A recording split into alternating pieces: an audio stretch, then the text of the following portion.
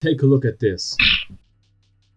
Please like, subscribe, turn on the notification bell, and share this video to all of your friends. Now let's get into the video. Alright guys, so welcome to this video, and today we will deal with this anime tower defense game right here. And the topic for today is, first of all, the issue with this health GUI. So, well, it's not actually an issue, I just want to add something to it. So some of you have been complaining that the health is able to go below 0, and I just want to quickly fix that. And then the main topic for this video is going to be so acquiring the tower. I just need to see, so I've made a poll a week ago about how you should be able to acquire a tower, and many of you wanted to see a tower shop, and let's just do that in today's video. And of course I will do a video on a tower summoner in a future episode, so I will not forget about that. But I'm just gonna do a tower shop for today, and I'm just gonna fix this health right here. So where is it? Okay, so for some reason I'm not able to switch places, so I've just opened the noob map place, but I'm not able to switch. Let me see if, yeah, so okay, there we go. So now we are able to switch, and let's just quickly fix this one. So let's join it. Let's see what the issue is. So even when I've just explained it to you guys, I just want you to see it.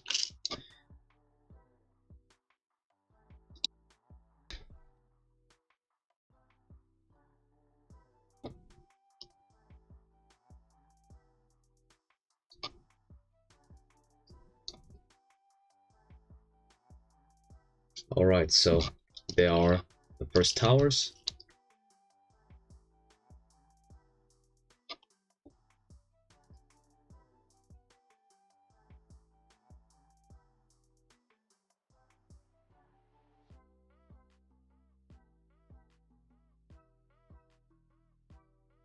And there we go. So as you can see, the health is below 0, so it currently is at minus 50. And some of you want this health to stay at 0 and not be able to go below 0. Okay, so that's, yeah, so that's the thing we want to fix for today. So there are two methods for that. First of all, where is it? So we have this health value right here. We can make this health value unable to be under 0 in the first place, or we can make the health bar display, so the thing which displays the health bar, so we can make this unable to display any health which is being 0. So there are two options we can try to do, but I'm just gonna go with the first option right here. So with making this health value unable to go below 0. And how would you do that? So you would need to go inside of this tower defense script right here, and then down here where the damage is being dealt, all you gotta do is if, then just copy this one. So this is the calculation for the value which will be diminished from our health. So, and if this one is below 0 after being applied on our health, wait a minute, so yeah, so if this one is below 0, no, wait, so we first of all check if this is above 0. So if our health minus the damage we will deal with our minions is above 0, then the damage dealing part should go on normally. But if our health drops down below 0 after receiving damage, then we want the health to stay at 0. And how would you do that? So just add this if statement right here. So this one of course checks for if the health would be above 0, and this one, so we just take this thing, turn it the other way around. So if our health after receiving damage is below 0, then we want the health to be at 0. And that's it. So this should work now. Let's just see if this works. So we gotta wait for the minions once again.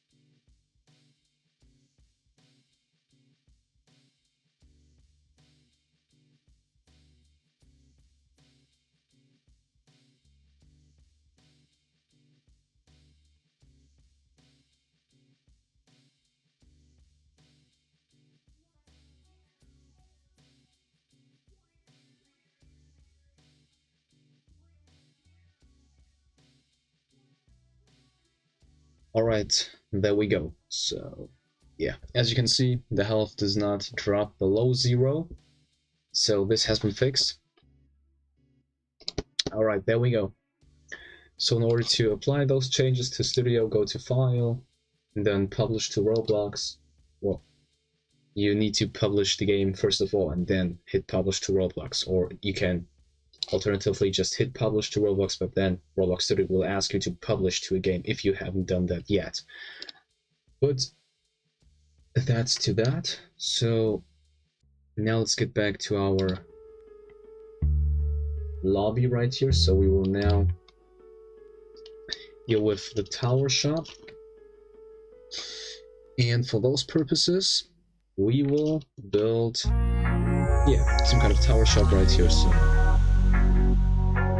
probably some guy standing in front of a table, and once you click or once you approach to that guy, a GUI will pop up in which you can just simply buy towers if you want to.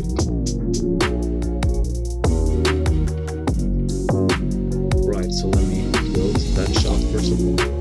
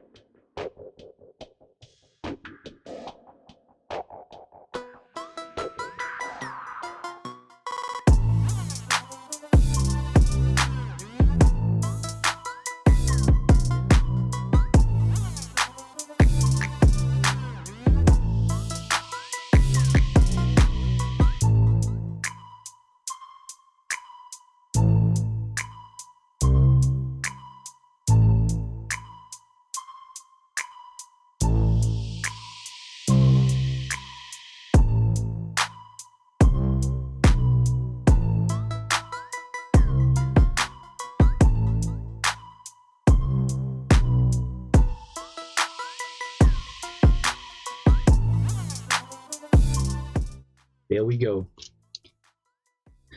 So this is the building, well, not building, but this is the design of the shop's outside appearance.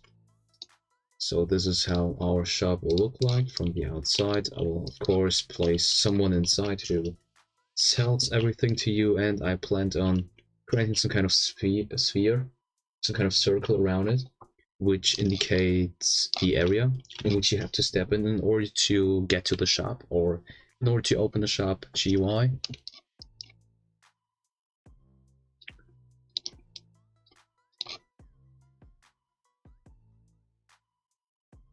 Yeah, very funny.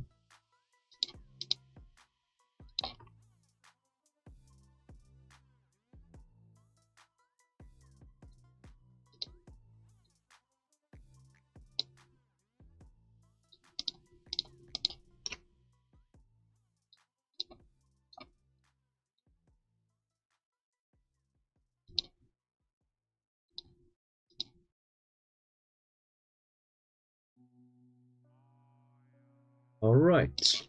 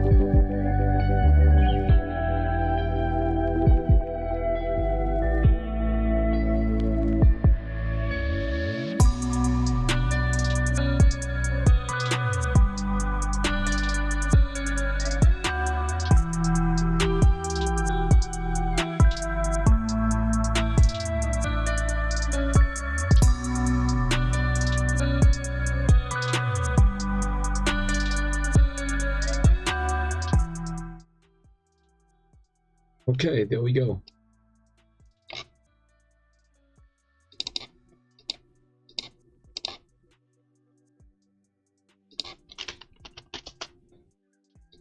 To be honest, can barely see anything. I'm considering changing this to, well, this is too much. I don't know, to be honest. Let's just keep it at, let's just keep it like this.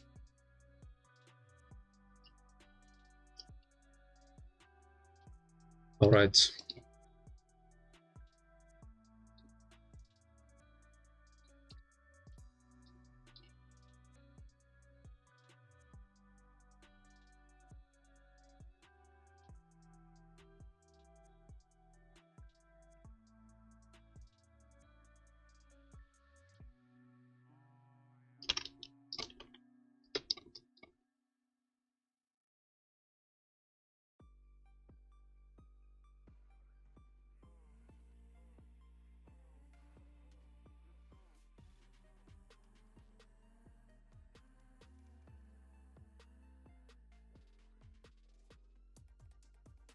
So I'm just gonna copy those towers, paste them into here, and then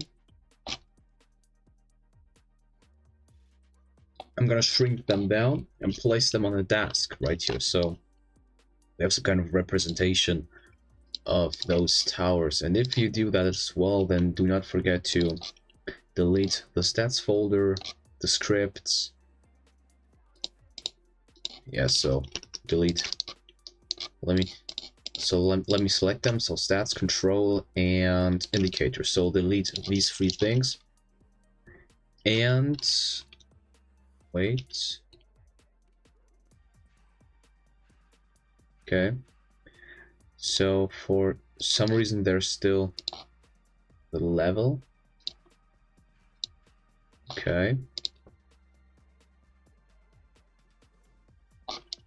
All right.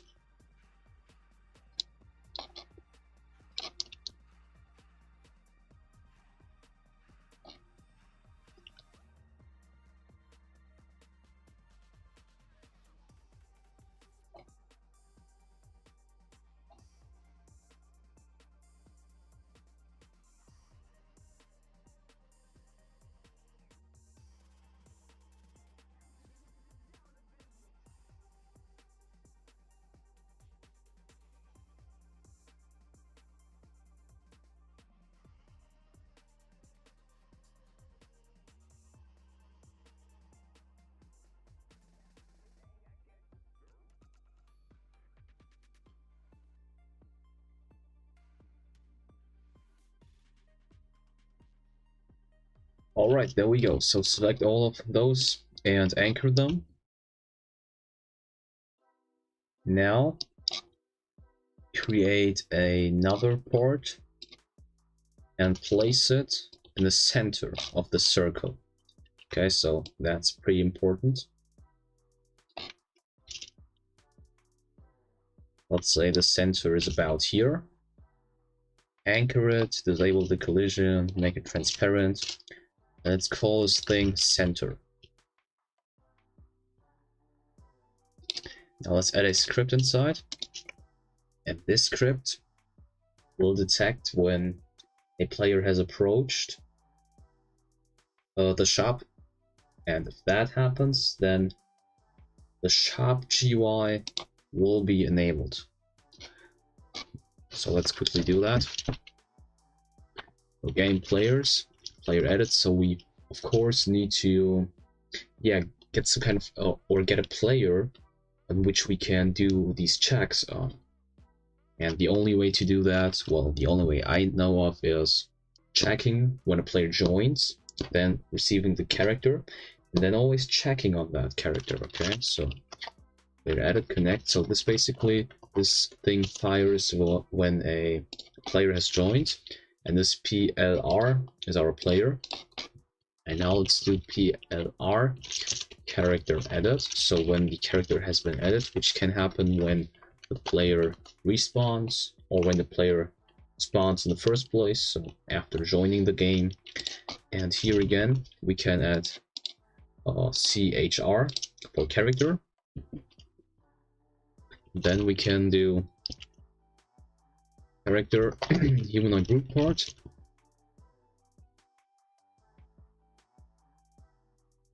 Well, that's the thing. I think we need to do get property changed signal.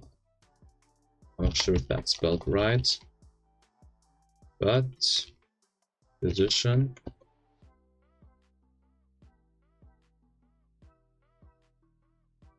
function. So the thing is that we need to check on the player's position, and we need to detect changes on that. And yeah, so we either need to do that. So we need to do it server-sided by using this get property change signal, but I have to admit that I have only made bad experiences with this one. So when I tried to use this privately, it did not work for me. Well, it did not work in terms of positioning. Let's see if this works. Probably give me out an error. Oh, well, okay, it does not.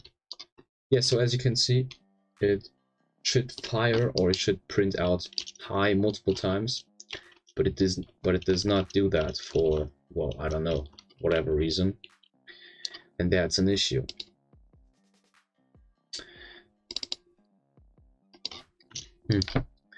So let's get rid of this then, and then let's just do the following.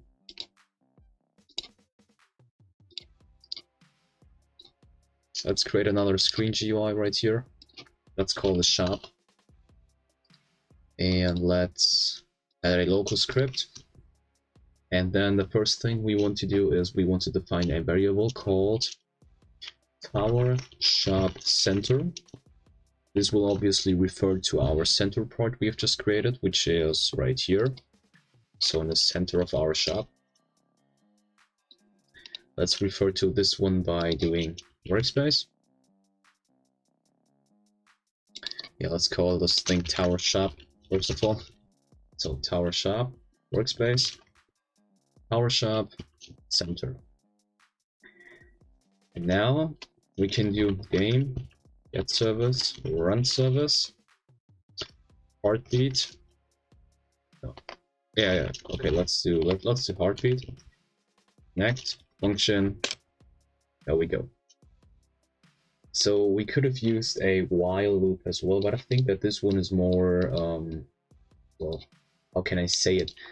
It is more performance friendly, I would say, so it consumes less performance, I think.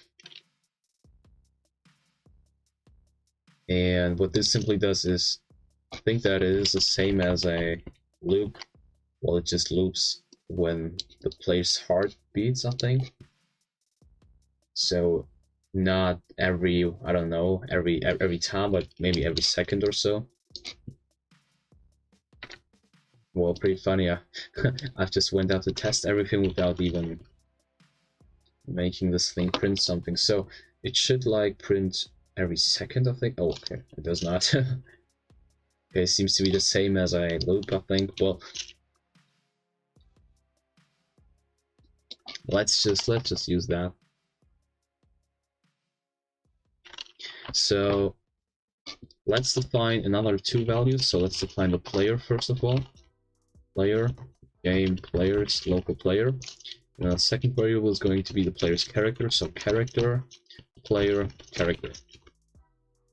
And what we're going to do here is we want to check for the following. If tower shop center position minus the character's humanoid root part position.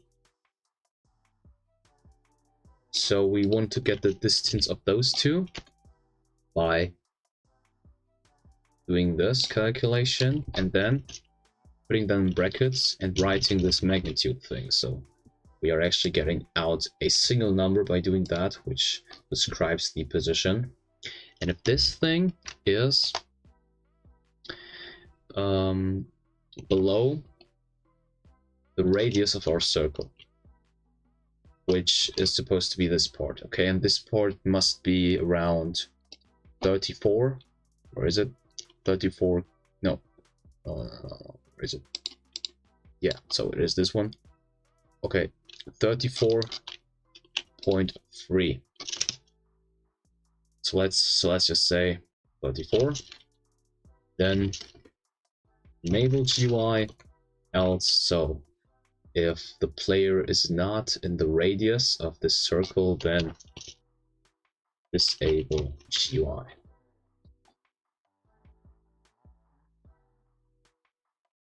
Yeah, so disable GUI as long as I'm outside of this thing.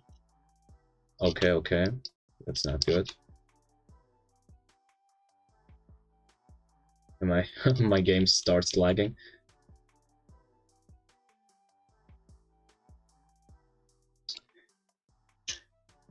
All right.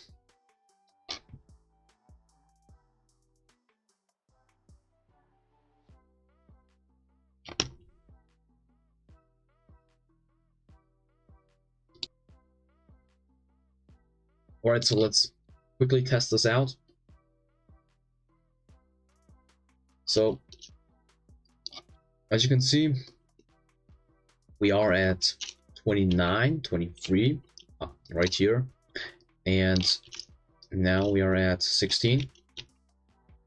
So let's put the limit to, not to 34, but to 16. Let's delete this.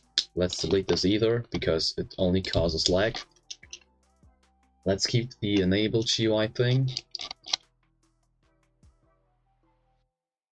So there we go. So once we approach the shop, our GUI enables, and once we leave, it will be disabled.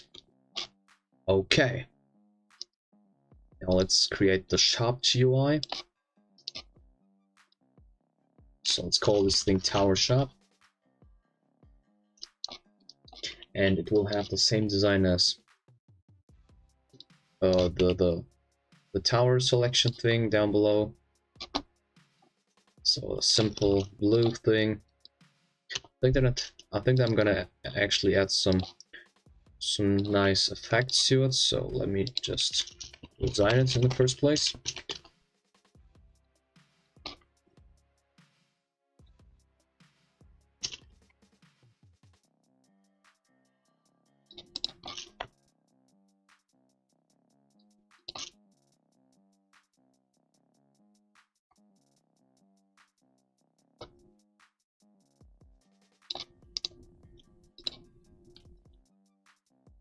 I'm gonna add this gradient thing. So what this basically does is, let me just quickly demonstrate this to you. So for example, I'm gonna this a little more gray. Make this a little gray only. As you can see, we have this nice fade effect right here. So put this to white. Let me put, okay, so this is white either. And let me rotate this by 90. And as you can see,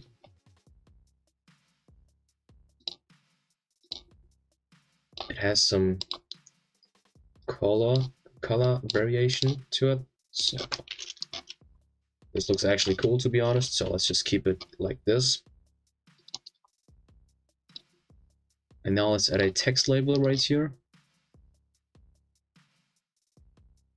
Let's call this thing cash. Let's give it a size.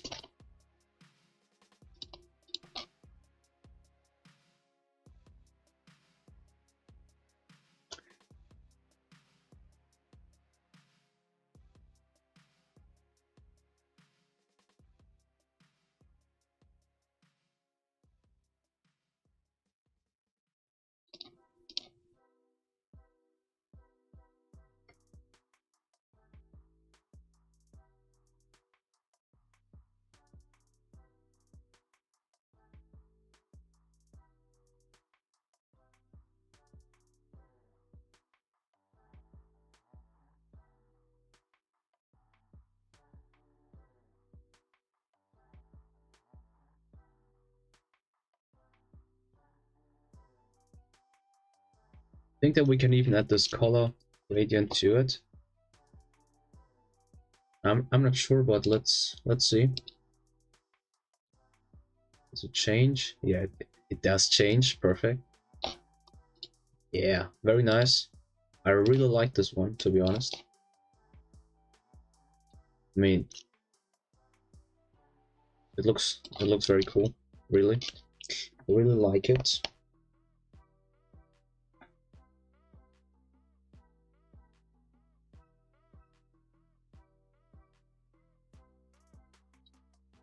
Okay. Let's add a scrolling frame. And this scrolling frame will contain the buttons of the towers, or the buy buttons of those towers. So if you want to buy a tower, you'll need to click on one of those buttons in order to buy it, of course.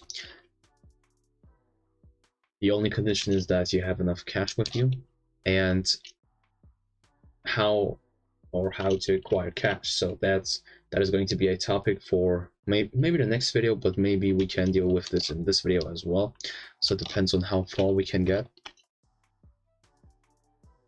So scrolling frame, let's give this thing a size.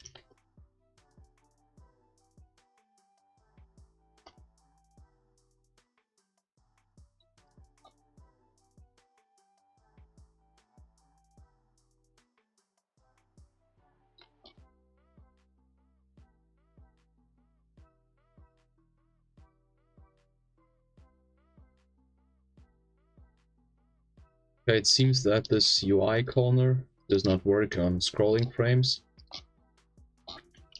Does this work? I'm not sure.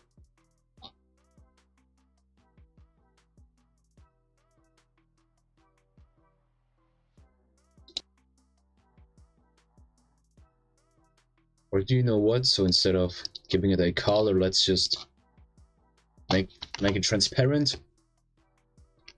Make this border size pixel to 0. And then let's just add those images inside.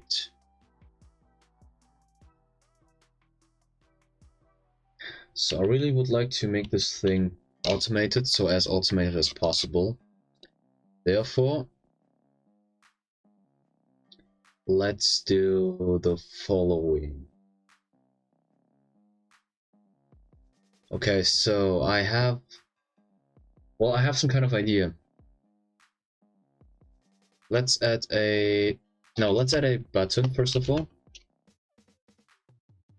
No, wait. Okay, let's add a frame. Let's call this thing tower, and let's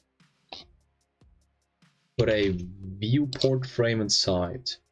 So if you're wondering what a viewport frame is, do not worry, I'm gonna explain everything to you.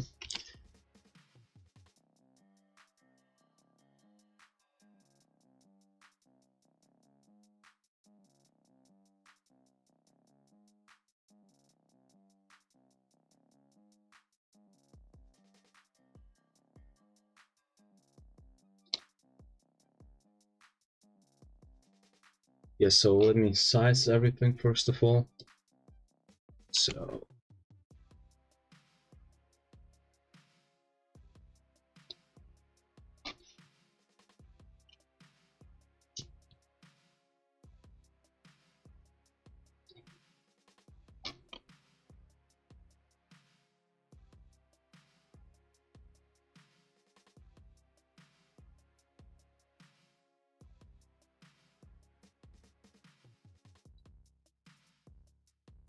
okay. This transparent. Now let's add a button inside.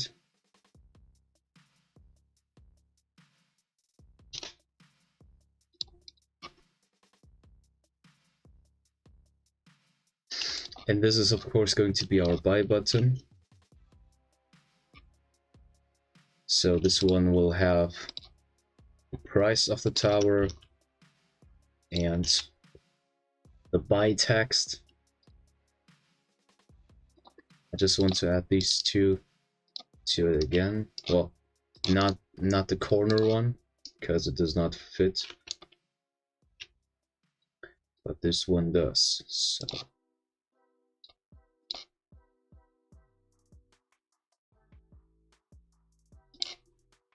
okay, let's try out some things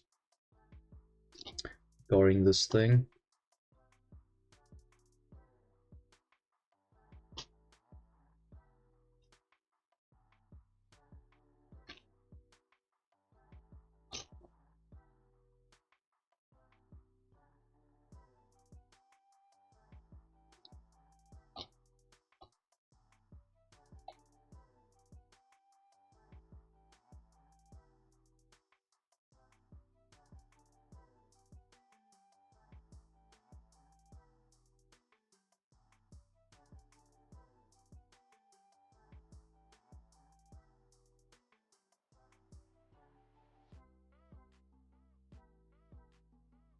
Okay, so BTN for button. Buy, let's just put a random price inside. Just some kind of placeholder, this is not going to be final or anything. Let's position it a little. Okay.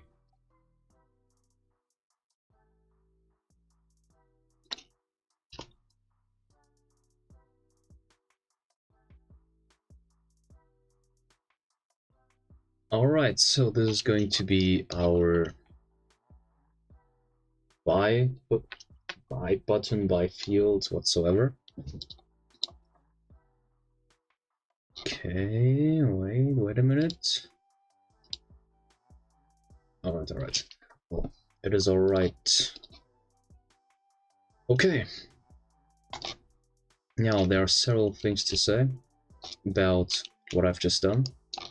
So my plan is to, well, we have a local script inside of here, which automatically just skips through this towers folder and automatically places one of those tower frames inside for every tower which is inside of this folder, and it does that automatically, and yeah, just overrides this price information inside of the button, and also places the tower inside of the viewport frame. And I'm just going to explain you what the viewport frame will do.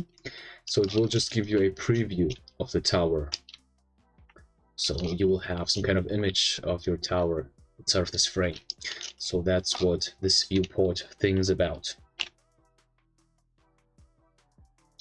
But I still have to figure out on how to do that. But let's see.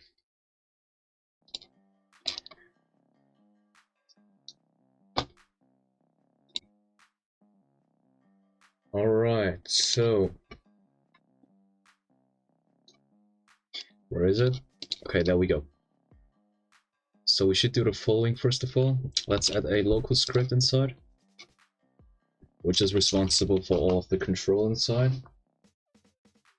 And what this local script needs is the following. So we first of all need to create a new camera inside of this viewport frame, which will move, well it's still a question on whether the camera should move around our tower or just focus on the tower, but I think that I'm gonna make it move around the tower. So for those purposes, well, let's just create this camera first of all. So I'm defining a variable and then creating a new instance called camera inside of our viewport frame. Therefore, script parent. So script dot parent. Now the next thing is we're gonna quickly set the camera type to scriptable, so making the player unable to move it or anything. And we can directly set the viewport frames camera. Where is it? Yeah, so we can set this current camera thing to our camera. So these are first things we want to do. The next thing we would like to do is, well, that's the thing now. We need to, we need some kind of tower side first of all. So let me just, okay, so I'm just gonna put a random tower inside. That actually does not matter what kind of tower you put in and how you put it in, so you just need to put it inside and the script will just do the rest. So we create a new variable called tower, and make sure that your tower model is called tower. Okay, so only call tower. Please do not call it anything else, because if you do that, then this will not work and you will receive an error about the script not being able to find the desired tower. So local tower, so we just want to look out for this one. So script parent, and then find first child tower, because we're not sure if this tower exists, because it could be that, I don't know, the player does a mistake, the script does a mistake whatsoever. So if the tower has been found, then we can proceed with our camera, with our camera plan whatsoever. So what we want to do then is, let's say game get service run service. So we are accessing this run service again, and then we can either do render stepped or heartbeat, so it does not matter. I'm just gonna do render step because we did heartbeat earlier, but both are almost the same, so they're just gonna run the code in between these two lines. Every time a new frame is being rendered, I guess. And now we just want the camera to move around our tower. So let's get this humanoid root part. So HRP stands for humanoid root part. Tower humanoid root part. Now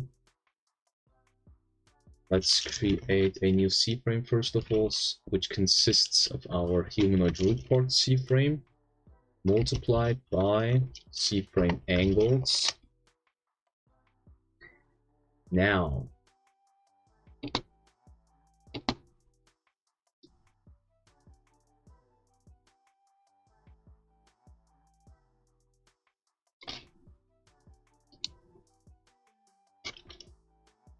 so 0 map that, so we can put some degree number inside. Let's do 90 for now. Let's add 0 to this one. Then let's add another C-frame to create some kind of distance between the camera and the tower. So we do not want our tower to be inside of we do not want our camera to be inside of the tower. Okay, so we want to have a good view from the outside. So just see the whole appearance of our tower, not like absolutely zoomed in or something. I hope you understand what I'm trying to say. So 0 minus 0.5, and now the distance, let's say 1 at this point, because the tower is actually pretty small. Okay, with that being written, we now need to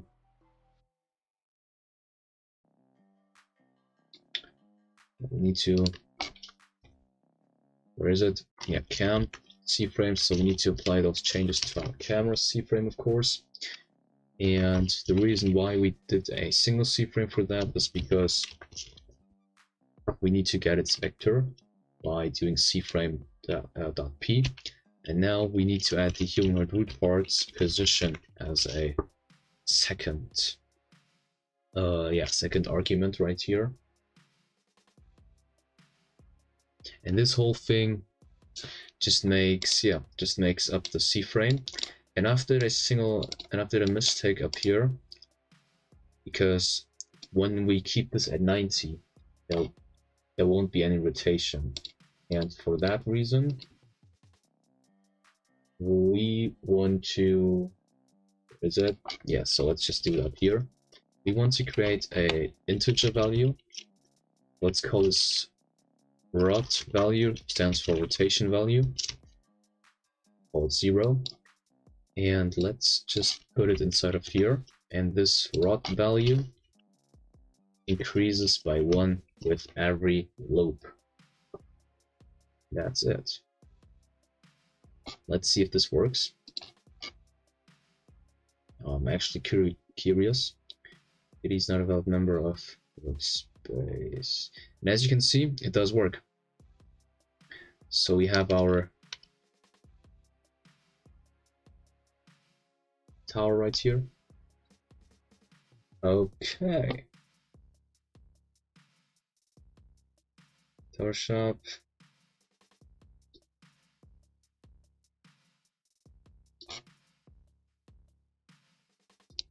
Okay.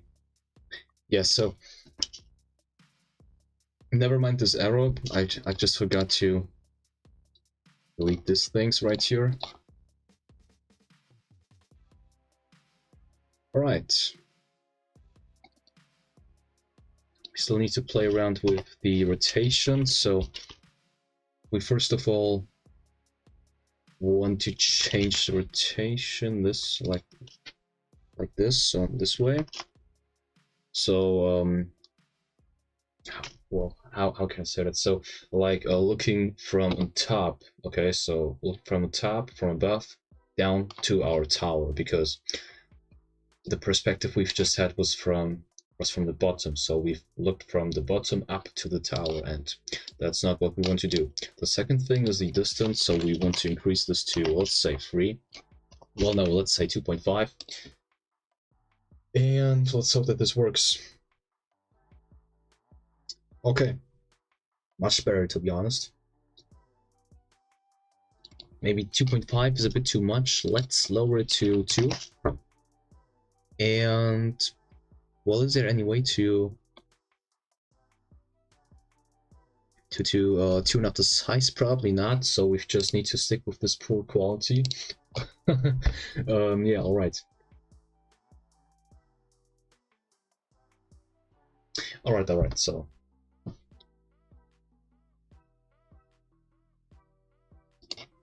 okay.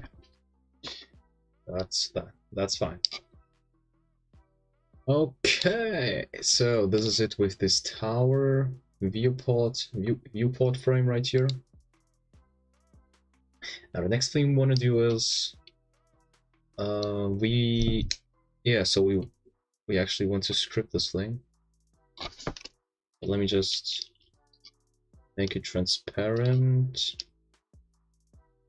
I just want to see how it looks like when I do it this way. So there's actually something missing. Damn.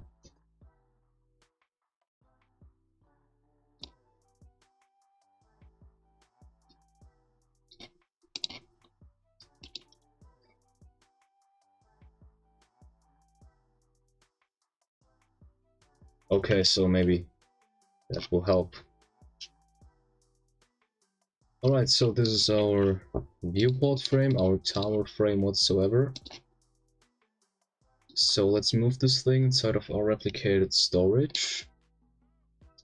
And now let's add a local script inside of here. And I can already tell that, yeah, I probably need to split this video up in 2 parts. The first part will deal with this shop right here, and the second part will deal with a tower inventory. Okay, so you will be able to buy multiple towers, and inside of the tower inventory you'll be able to assign them to the tower you desire, so either tower 1, 2, 3, 4, whatsoever. But yeah, that's topic for the next video. Okay, so let's just, inside of here, let's define a new variable which stands for the tower folder inside of here. So tower folder get service replicated storage towers, and now we will loop through that folder by using this for IV in pairs loop. So for IV in pairs, this I is the index, means the spot at which our tower is at. So this is the first, the second, the third, the fourth. Therefore I is 1, 2, 3, 4, and V is the model I'm selecting. So dummy 1, gear 4, Naruto, whatsoever. So tower folder, so instead of those brackets we want to put the thing we want to loop through in. So tower folder get children, pretty important. So this puts the whole children of a model inside of a table, so we can easily loop through it. So if, no, not if,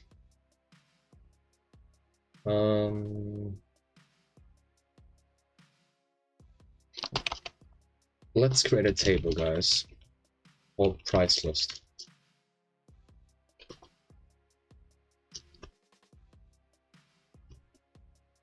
And this table will contain the prices for every tower we want to sell.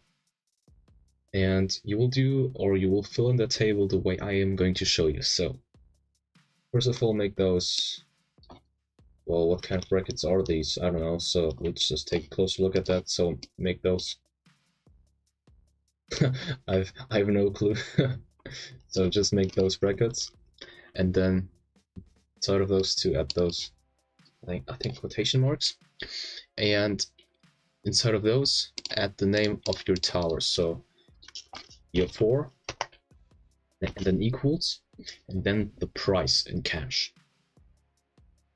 Let's say we want the price for this one to be at 5,000.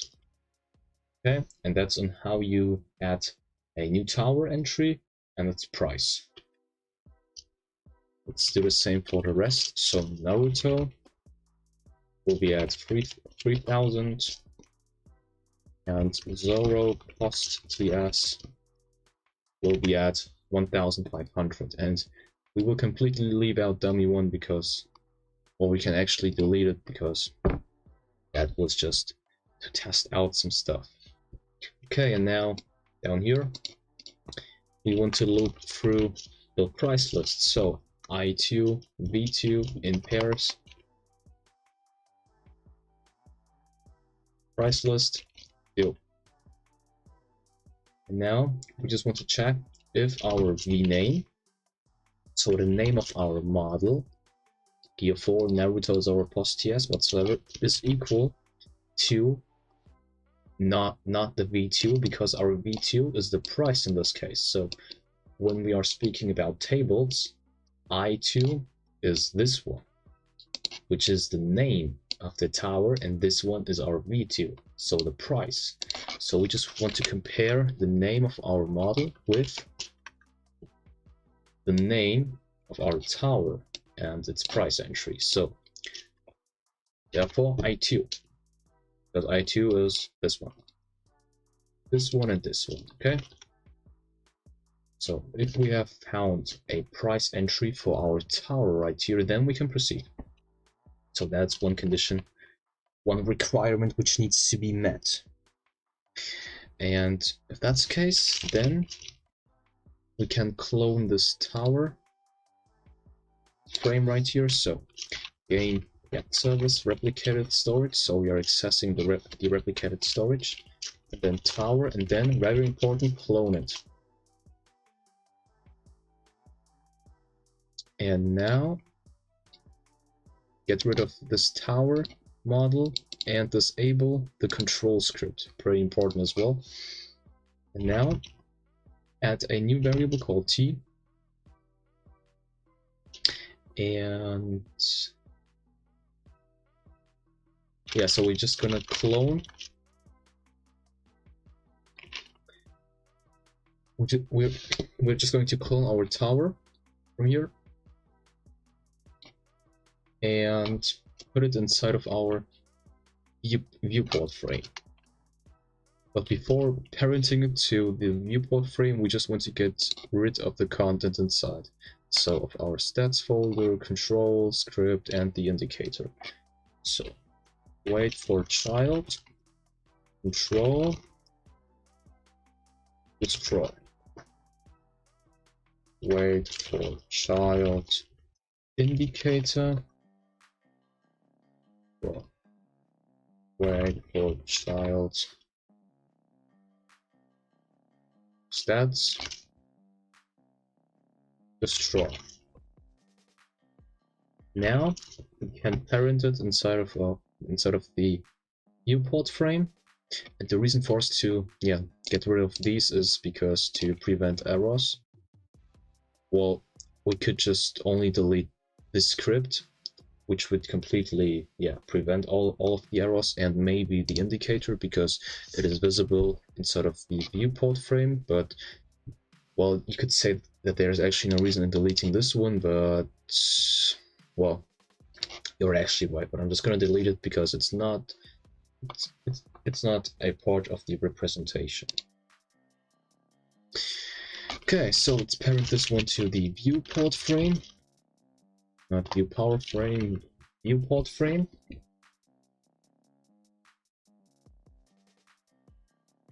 And the next thing we want to change is the price, which is being shown in this button. So we do x btn text, and then by, and then adding the price inside of here, so to string v2. And the reason why we are doing it this way is because if you take a close look, y, and then this bracket, and then you gotta add those two dots right here in order to add a string to it. Then we gotta close it, of course. There's one other thing. So after parenting it, you can enable the control script inside of the viewport frame. And the last thing is you parent it inside of our scrolling frame, or script parent.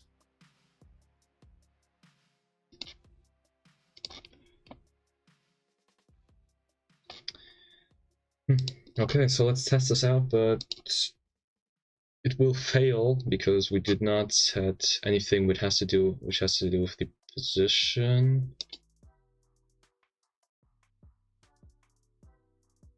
What frame? Wait. X? No. No. Come on.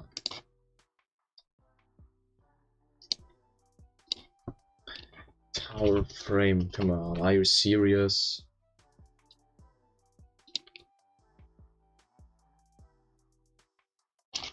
Tower frame, but anyways, I forgot to change our tower's name to tower after cloning it, so do not forget to do that either.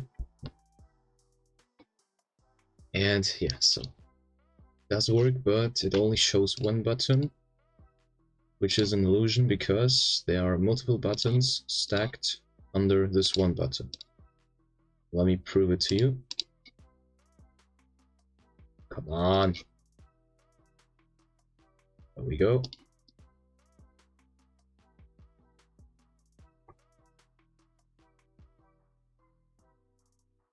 Nope.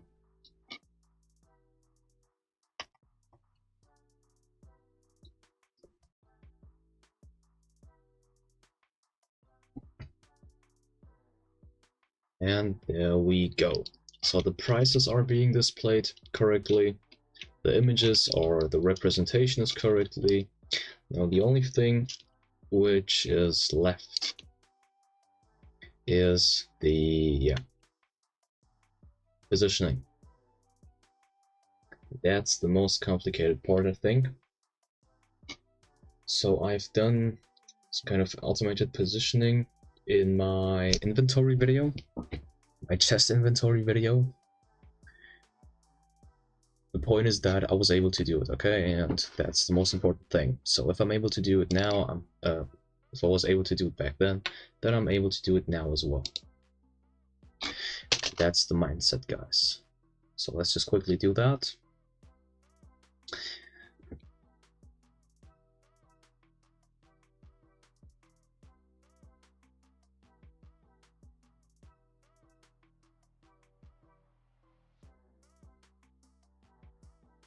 I'm just thinking right now, so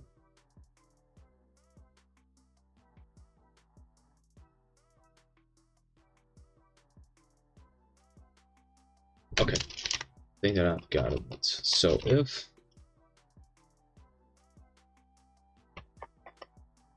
so this is actually going to be complicated as hell.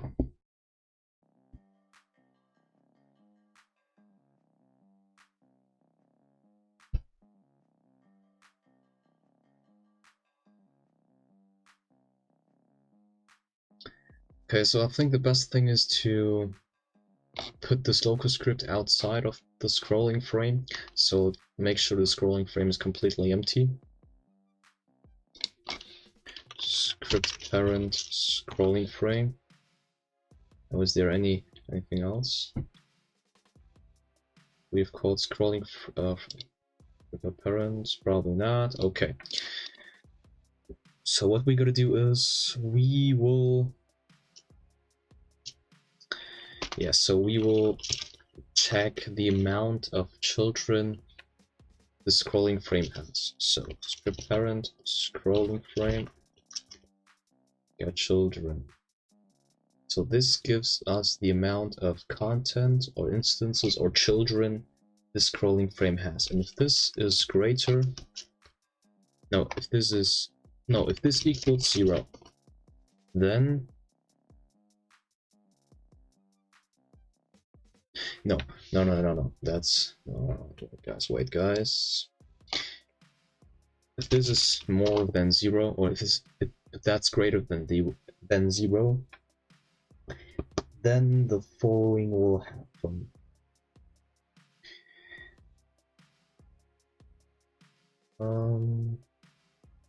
So we will check script parent. Wait, I'm gonna explain it to you in a bit. So children.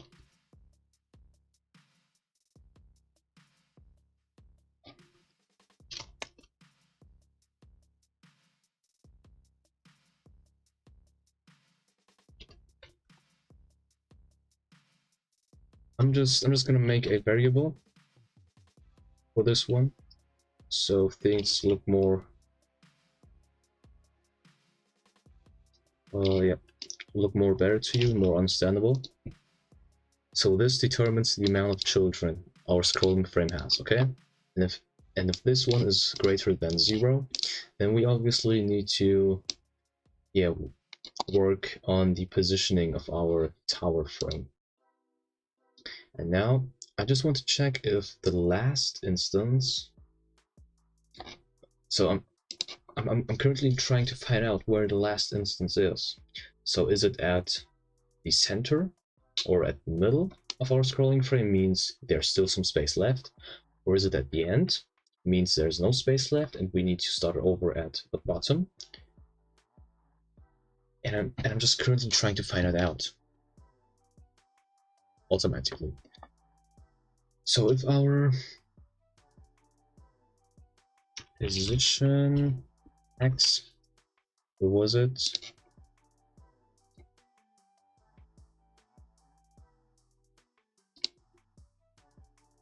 Position X scale. Scale is at 0.3, then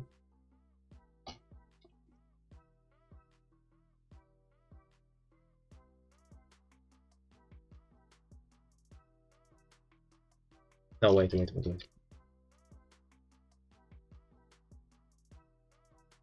Wait. So we totally have 3 cases, okay? The first case, as I've just said, is that a frame is right here and we need to position it at the center. Second case is we have a frame at the center and we need to position it next to the center. The third case is that we have a frame at the end right here, and therefore our frame needs to be positioned down here. And these are all of the 3 cases, which we can differentiate by checking for the X position, the X scale, which I'm doing right here. So this is our first case, okay? It means we need to position our frame at the center. So if this is the case, then we can simply just say X position, view them to new, and then get the last frame. Well, no. So put this to 0.3 because 0.3 is the center, and 0, and then the Y scale of our tower frame, which is before us,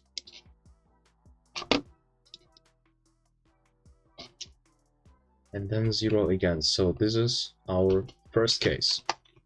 Now the second case is actually the same, just different values. So let's call this next to the center, and that's the case when our last tower frame has 0.3 as an X scale. And if that's the case, then we can just easily copy this one again, paste it into here and just add a 55. Yeah, it's the second case. Now the third case is bottom.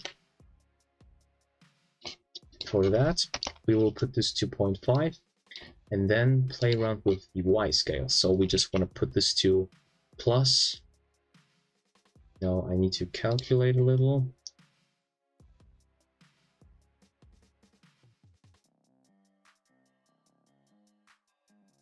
I think it must be 0.175. Some things like that. Okay, and let's hope that this works really, because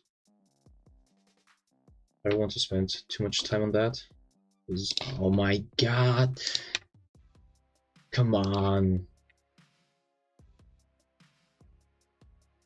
Roblox want to cry because I've just forgot to put an eye. Like, are you serious? Like, really?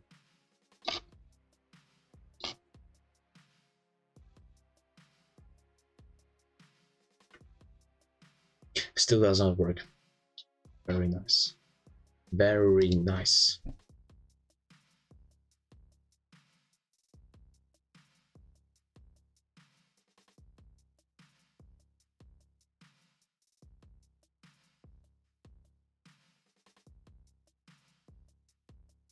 Oh, come on.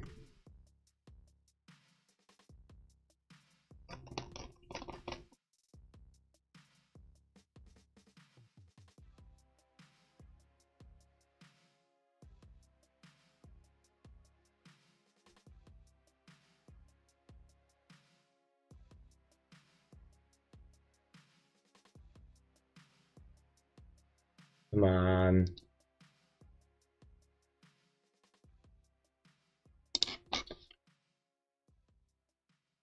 Print.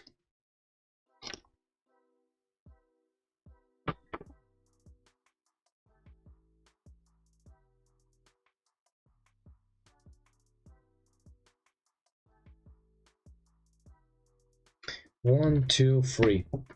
Yes, so why are you not doing what I'm what I've just written down here?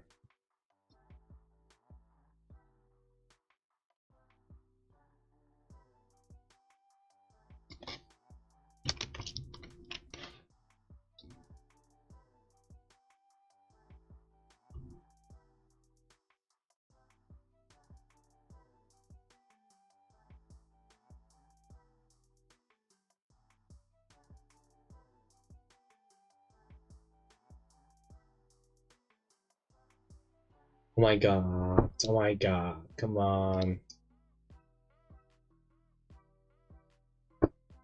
Are you serious?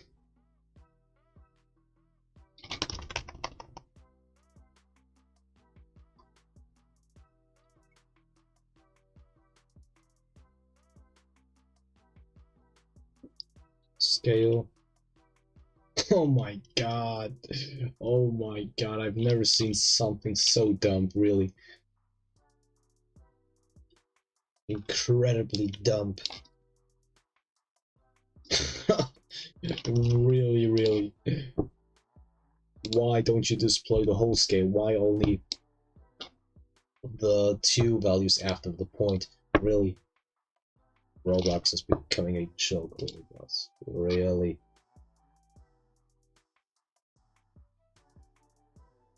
Still does not work. Congratulations. There are probably several more values. Followed by this one. Oh my god, I just need to use a completely new method. Very nice. Okay, I think that I need to use another method because this one does not work. Very nice, very nice. Job. Good job as always.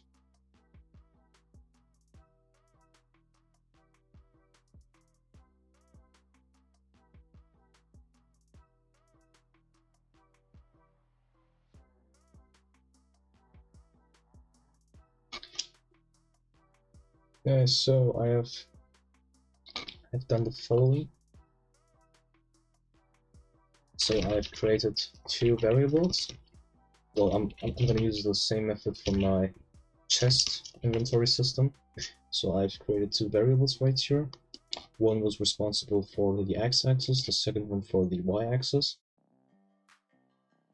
And well, the maximum value this one was able to reach was, what was it?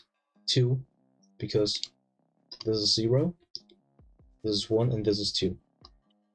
And after the second one was reached, this x variable was set back to 0, but instead the y variable was increased by 1. Okay, and when the y variable is being increased by 1, it moves down. Okay, and that's the idea behind it. So if you have no idea on what I'm talking about, then I'm gonna show it to you. Actually, it's pretty easy, so all we're gonna do is x position, or we have already done the most. So x position, udem2 new, and now we're gonna do, wait, we need to do, wait, no, let me put this to 1. So we are going to have, so the limit is going to be at 3, at least for the x. So we need to do xp multiplied by, I think 0. Where is it? Yes, so 0 0.05, and then yp multiplied by 0.025,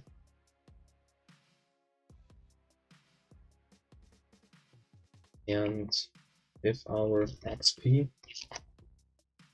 is below 3, then we are free to increase it.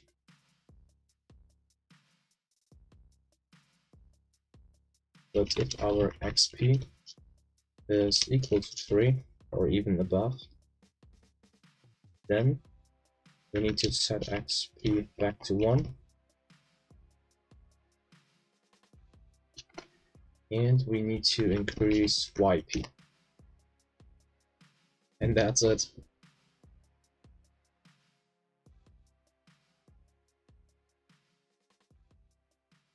Okay, did not work as expected.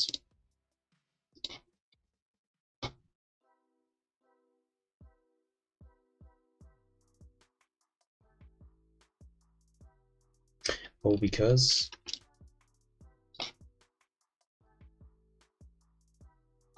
wait. So let me put them back to 0. And simply let me set this to 2.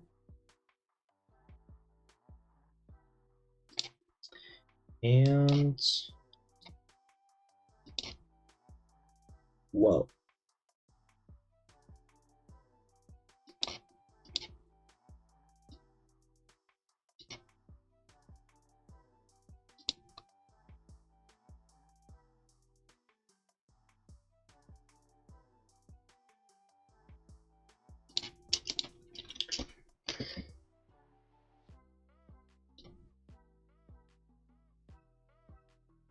let's change them to the size they have, so 0.2 and 0.5. And let's do this because otherwise it would just be at the very left and that wouldn't look that good. Yeah, so that actually looks a lot more better. Put this to 25. I'll put this to 22. No. Well, that's correct now, but okay. Now this works. So let me duplicate them multiple times. Now let's see if the positioning works perfectly.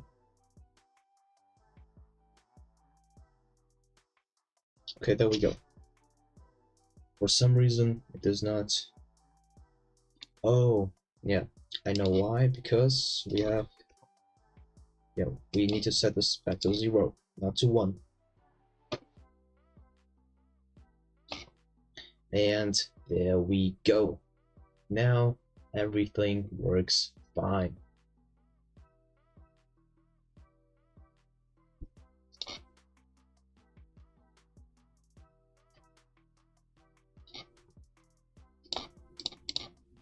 So let me get rid of those things.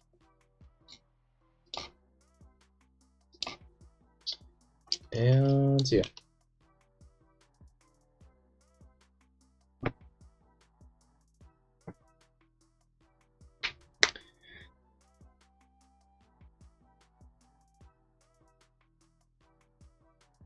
So we want to make, we want to make the towers viable now. The thing is that a tower inventory is required in order to proceed. So I think that I will make a second part in this thing. So the next video we will deal with this tower shop again, and especially with a tower inventory system, so that you are able to buy a tower and replace your towers at the bottom right here. So that's the plan for the next video, guys. I'm just gonna end it at this point because I'm currently at 1 hour and almost 30 minutes, and I do not want to steal your time, so I can easily split this up in 2 parts. That's it for this video, guys. So if you have enjoyed it, then please leave a like, subscribe, and turn the notification bell. Share this video to all of your friends, and give me feedback in the comment section, guys. And take care, and see you